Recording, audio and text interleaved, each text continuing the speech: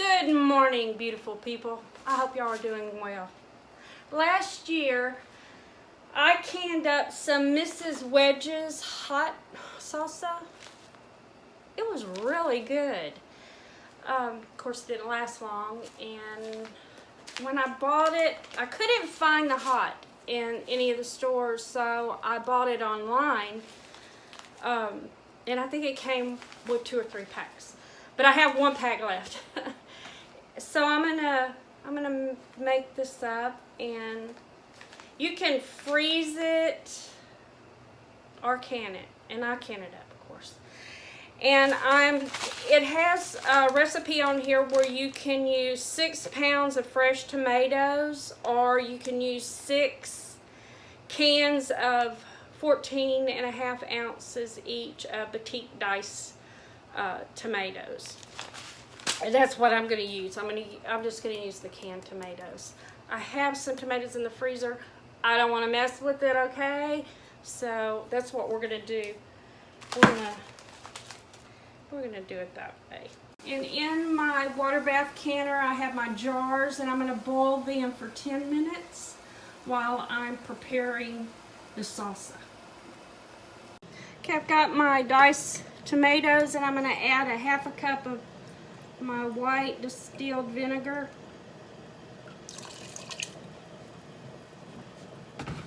Okay, now let's add our package of Mrs. Wedge's hot salsa. It's a bunch of dehydrated ingredients, and we're going to stir this up, and we're going to bring it to a boil. Okay, now that we have it all in here, we're going to bring it up to a boil, and then we'll turn it down to simmer, and we'll simmer it for 10 minutes. And I'll be back when that 10 minutes is done.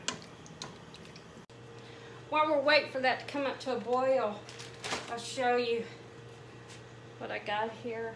These are, I don't know if y'all remember back in my other videos that I late planted, I look rugged. I late planted some, what did they call them? There's asparagus beans, yard-long beans, and I ordered them off of Amazon.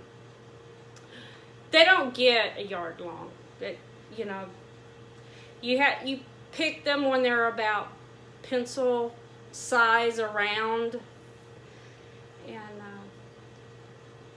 and I've got some that are shorter, you know. But anyway, I've been saving them to can up, and I've canned others up. Let me get these together and show y'all. Okay, look at all these. Isn't that something, how big they are? And you know, they taste pretty good. They're not a green bean. They're nothing like a good green bean. I love bush beans better than I do po beans. I can just taste the difference, and I love them canned up. They just taste really good. But these are fun. I have had problems with some kind of bug, and I have to go out there probably once a week and spray them down with diluted, you know, Dawn soap. And then I wait a little while, and I take the water hose and wash them off. But I don't know what kind of bug it is. And I put some BT on them, I think it is. I mixed some of that up, put on last week, and you know, I think that's worked better. But that's the downfall that I'm having with planting them. It could be different in the spring. I did plant them in June or end of June or something like that, maybe even later. It was hot when not hot like it is now, but it was hot. And that could be the thing. I don't know.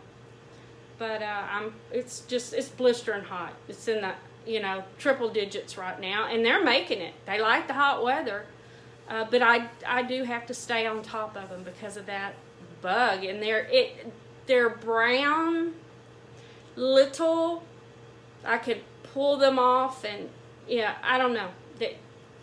I didn't even think it was a bug. I thought it was waste from some bug that was getting on them. But my husband has better eyes, and he said he saw little wings on them. I'll try to get a shot of them and put it on here and see if y'all know what they are, or maybe if y'all know what I'm talking about, y'all can leave it down in the description what they are. But they're pretty good. I haven't stir fried any of them yet. The best way I like them is, so far, as I boiled them up with some onions and garlic, and it was pretty good. But I heard somebody stir fried them. They boiled them for a while and threw them into a stir fry, and then maybe trying them with some potatoes, a mixture of potatoes. My mama used to make green beans, new potatoes, and then she would make a gravy, you know, and they were really good. I might try them that way and see how they taste. But anyway, let's get over here and give this a stir and see if it's came up to a boil yet. I hope y'all are doing okay. This crazy 2020 we've had this year, it's something. I'm ready for it to be over and things to get back to a better stage in life. Okay. These hot lids off of here. I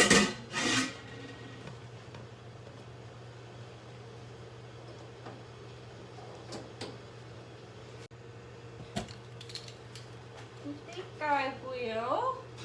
I was going to start with the small ones, but I'm going to have to use a larger jar. Hot jar. Hot salsa.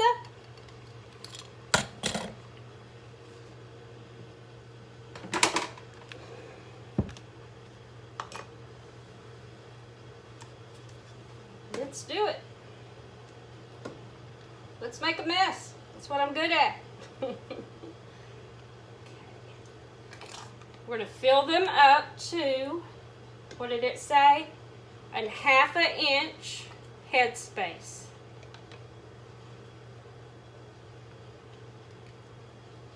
Smells delicious. We're going to remove the air bubbles, which there really shouldn't be any. I think I may need a little bit more. Yeah, we need a little bit more. Okay, I'm going to take this cloth. It's hot, so be careful. It's very hot. Now let's take a little bit of white vinegar and let's clean the rim really well so we can make sure we get an airtight seal. Pull over my jar.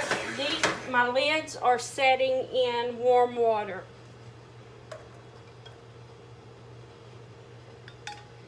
Lid on it. Just put a ring on it. Finger tap tight. And let's put it back into the canner.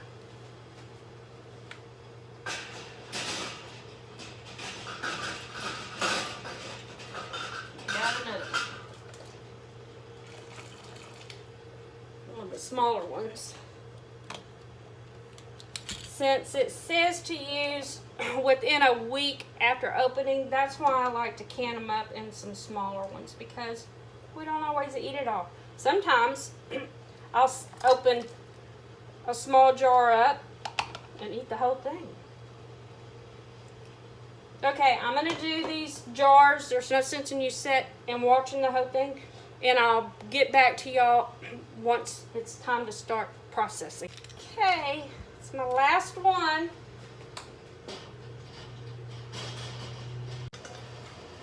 Okay, let's bring it up to a boil. Almost forgot, I'm going to take my leftover vinegar and put it in the water. That way it cuts down on the hard water deposits that get on the jar. Had just a tablet over. I'm going to have that, I think, for lunch. While we're waiting for it to come up to a boil, this is a good time to clean your mess up.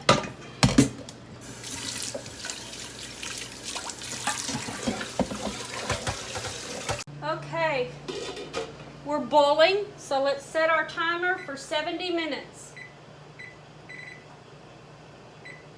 I also write down what time it is just in case electricity goes off, then we don't lose our time that we've already processed for.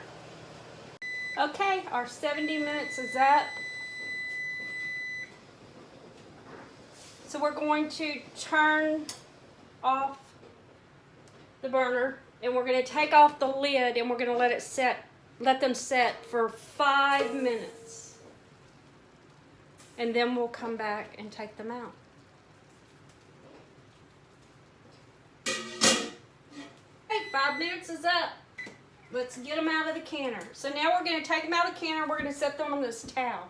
Make sure you put a towel down. Don't put the hot jar on a cold cabinet because the jar could break. So what we want to start hearing is some pinging.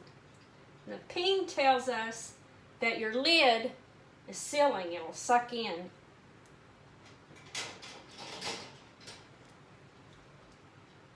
And we'll set them here for how long? 12 to 24 hours. We won't touch them.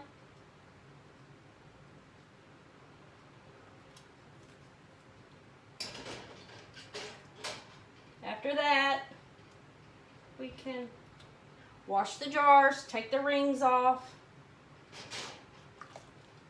mark the dates, what they are,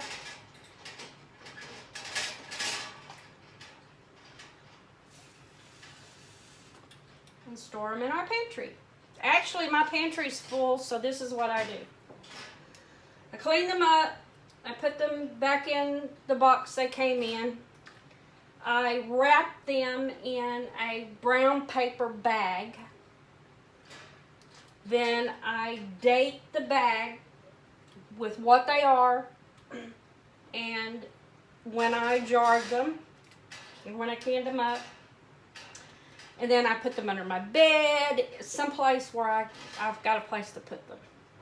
I was hoping one of the jars would seal so y'all could hear the ping that it makes. Thank y'all very much for watching this video. Please go hit that subscribe button, and after you do the subscribe button, there's a little bell. If you click on that bell, then it'll schedule to notify you whenever I put out my next video. You can go to my videos and go back and watch some of my other videos. I've got canning videos, plenty of canning videos in there if you're interested. I thought I'd keep talking so we could hear a ping, but I guess we're not. Please hit that subscribe button. It helps me to put out these videos and keep them coming. I appreciate it very much. Stay safe, wear your mask, and hopefully we'll be over this pandemic soon. It's sad. I was watching the news this morning, and some of the kids had gone back to school. My kids are grown, but they have children. There, did you hear the pings? That's what we want to hear. That means they're sealing. But my grandchildren are homeschooling for now until we find out what's going to happen. But anyway, on the news this morning, one of the kindergartners tested positive for COVID the first day of school. So that means someone sent their sick child to school with COVID. I guess the child must have been asymptomatic. I don't know. So anyway, let's pray for each other and pray this is over soon. Thank y'all for watching again.